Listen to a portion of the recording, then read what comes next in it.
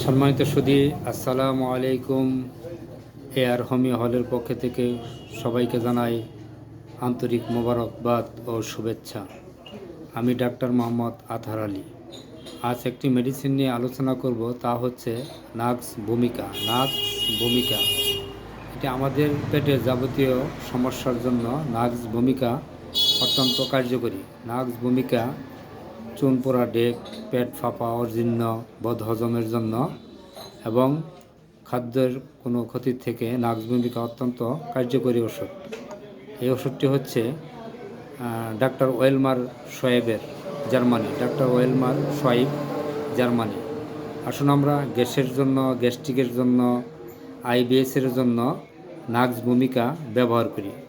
নাক্স ভূমিকা আমাদের শরীরের জন্য অত্যন্ত কার্যকরী একটি ঔষধ।